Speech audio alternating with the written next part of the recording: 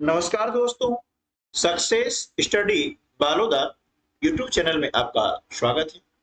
आज के इस वीडियो में हम नेस 2024 यानी नेशनल अचीवमेंट सर्वे की तैयारी के लिए कक्षा 6 का विषय है पर्यावरण अध्ययन। इस विषय के अंतर्गत लर्निंग जो आउटकम कोड है वह है EVS 502। आज इस लर्निंग आउटकम पर आधारित अभ्यास प्रश्नों को हम समझने का प्रयास करते हैं। सबसे पहले जान लेते हैं कि EVS 502 जो लर्निंग आउटकम है इसका उद्देश्य क्या है, यानी इस लर्निंग आउटकम के अंतर्गत किन किन चीजों को पढ़ना है और किन पर आधारित प्रश्न इन परीक्षाओं में आ सकते हैं। तो EVS 502 लर्निंग आउटकम है कि दैनिक जीवन की आधारभूत आवश्यकताओं जैसे भोजन, जल आदि और उन्हें उपलब्ध कराने की प्रक्रिया तथा तकनीकी को समझते हैं। उदाहरण के लिए खेत में उत्पन्न वस्तुओं का रसोई घर तक पहुंचना, अनाज का रोटी बनाना, संरक्षण तकनीकों, जल स्रोतों का पता लगाने और जल एकत्रित करने की तकनीक को समझाते हैं।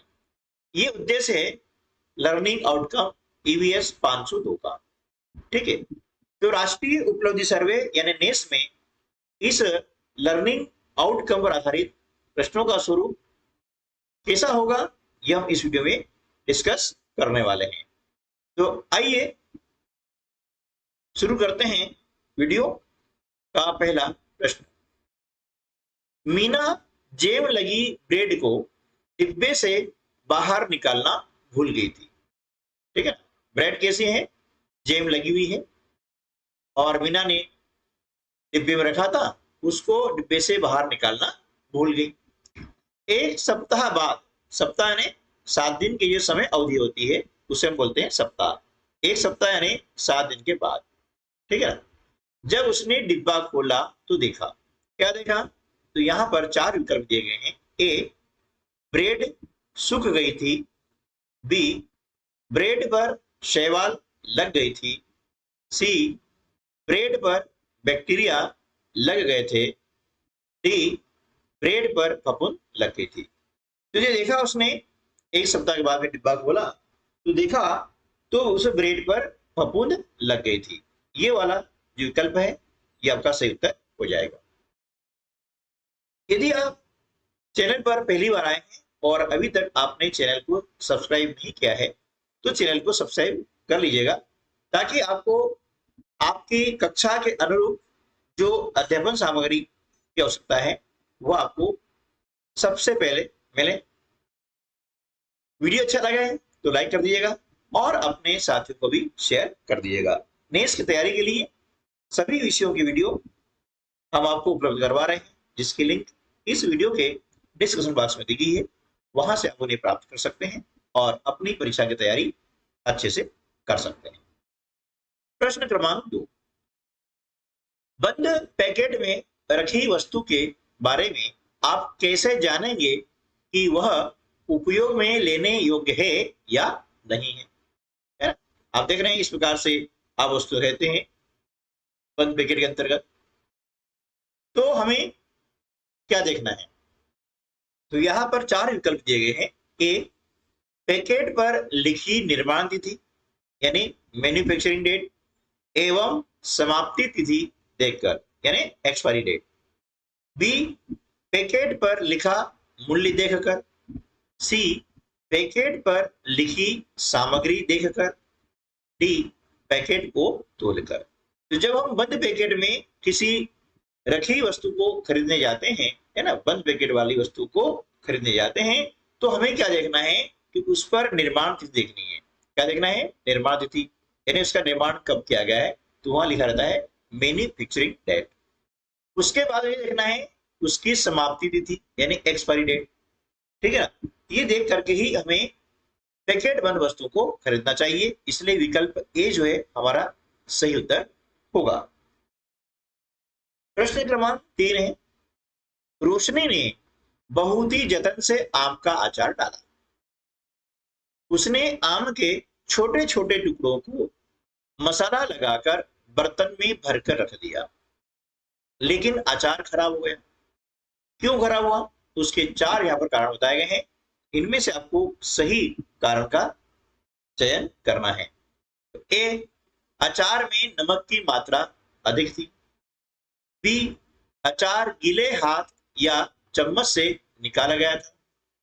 सी, बर्तन धातु से बना था।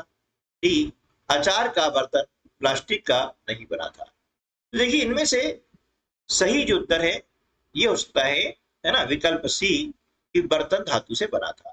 क्योंकि जैसे लोहे का बर्तन है, एल्यूमिनियम बर्तन है, इन धातु से जो बर्तन बने होते हैं तो उनमें क्या होता है कि जो अचार होता है ये होता है अम्लीय प्रकृति का, है ना। ये अम्लीय प्रकृति होता है ना, एसिड होता है। तो यह धातु से क्रिया करके जहरीले जो है उसमें पदार्थ बनने की संभावना होती है, इसलिए ये खराब हो जाता है? क्योंकि जो अचार होता है वो अम्लीय प्रकृति का होता है, ठीक है। तो धातु से क्रिया करके वो क्या है कि जहरीले पन उसमें आने की संभावना रहती है, यानी वो खराब हो जाता है। जिसका कारण क्या है कि बर्तन धातु से बना था, इस कारण से वो अचार खराब हो गया। सीधी सी बात ये है ना। चलिए अगला प्रश्न है, इनमें से कौन सा पौधा जल के द्वारा अपने बीजों का प्रकीर्णन करता है? 4 विकल्प दिए हैं। ए, आक। बी, नारियल। सी, आम। और डी, कपास। तो इनमें से जो सही विकल्प है वो क्या है? नारियल है ना। विकल्प बी आपका सही उत्तर हो जाएगा। 5वां प्रश्न है, कुछ पौधों के बीज पतले और रोएदार होते हैं। ये बीज हवा के द्वारा फैलाए जाते हैं। इस प्रकार के बीज निम्नलिखित में से किसके होंगे? 4 विकल्प दिए हैं। ए, अमरूद। बी, कपास। सी, टमाटर। डी, कमल। इनमें से सही उत्तर हो जाएगा विकल्प बी, कपास, है ना। क्योंकि कपास के जो बीज होते हैं वे पतले होते हैं, रोएदार होते हैं, ठीक है ना, और ये काफी हल्के भी होते हैं। ये हवा द्वारा फैलाए जा सकते हैं। प्रश्न क्रमांक 6, चित्र में घर की छत पर गिरता हुआ वर्षा का जल इकट्ठा किया जा रहा है ना। कहाँ किया जा रहा है? विकल्प आपको दिए गए हैं। ए, तालाब में। बी, कुएं में। सी, बावड़ी में। डी, टैंक में। देखिए ये बरसात हो रही है और इसकी छत का पानी जो है ये इकट्ठा किया जा रहा है। कहाँ किया जा रहा है? ये टैंक में इकट्ठा किया जा रहा है, इसलिए विकल्प डी जो है इस प्रश्न का सही उत्तर होगा। प्रश्न क्रमांक 7, जल ही हमारा जीवन है, अतः जल की बचत करने के लिए नहाते समय आप क्या उपयोग करेंगे? 4 विकल्प दिए हैं। A, bathtub. B, pipe. C, फव्वारा। डी, बाल्टी और मग। तो देखिए जल की बचत करने के लिए, जल यानी पानी, तो पानी की बचत करने के लिए जब नहाते हैं तो हमें बाल्टी और मग का उपयोग करना चाहिए, इससे पानी की बचत होगी। बाकी अन्य सभी का उपयोग करने पर पानी की बचत नहीं होगी। प्रश्न क्रमांक 8, मोहन एक किसान है, उसके खेत में लगी बाजरे की फसल पककर तैयार हो गई है। बाजरे की बाली से दाना अलग करने के लिए मोहन इनमें से किसका उपयोग करेगा? 4 विकल्प दिए हैं। ए, सिलबट्टा। बी, सूपा पत्थर। सी, ओखली मुसल। और डी, मटकी गिलास। तो देखिए जो बाजरे की बाली है उस बाली से दाना अलग करने के लिए मोहन जो है ओखली और मुसल का उपयोग करेगा, इसलिए विकल्प सी जो है इस प्रश्न का सही उत्तर होगा। प्रश्न क्रमांक 9, डॉक्टर कहते हैं कि छोटे बच्चों के लिए गाय का दूध बहुत गुणकारी होता है। वे ऐसा कहते हैं क्योंकि गाय का दूध अन्य पशुओं के दूध की अपेक्षा अधिक होता है? क्या होता है? विकल्प दिए हैं 4। ए मीठा व पतला, बी पतला व ताजा, सी पाचक और पौष्टिक, डी वसायुक्त। तो देखिए गाय का जो दूध होता है वह क्या होता है? अन्य पशुओं की अपेक्षा पाचक और पौष्टिक होता है, इसलिए विकल्प सी जो है हमारा सही उत्तर होगा। प्रश्न क्रमांक 10, निम्नलिखित वस्तुओं को जमीन में गड्ढा खोदकर दबाया जाए और 2 वर्ष बाद खोदकर वापस निकाला जाए तो कौन सी वस्तु में सबसे कम परिवर्तन होगा? विकल्प ए प्लास्टिक का गिलास, बी मिट्टी का कुल्हड़, सी गत्ते का टुकड़ा और डी लोहे की कील। और इनमें से सबसे कम जो परिवर्तन किसमें होगा? वो होगा प्लास्टिक का गिलास में, है ना। तो प्लास्टिक का 2 साल में कुछ भी बिगड़ने वाला नहीं है, है ना। तो विकल्प ए जो है हमारा सही उत्तर हो जाएगा। प्रश्न क्रमांक 11, निम्नलिखित वस्तुओं को जमीन में गड्ढा खोदकर मिट्टी में दबाया और 2 वर्ष बाद खोदकर वापस निकाला तो कौन सी वस्तु में सबसे कम परिवर्तन हुआ होगा? देखिए प्रश्न वही है लेकिन नीचे विकल्प जो है वह बदल दिए गए हैं, ये ध्यान रखिएगा, है ना। प्रश्न रिपीट नहीं है, प्रश्न वही है लेकिन विकल्प चेंज होने से प्रश्न का स्वरूप भी अलग हो गया, प्रश्न का जो उद्देश्य है वो भी अलग हो गया है।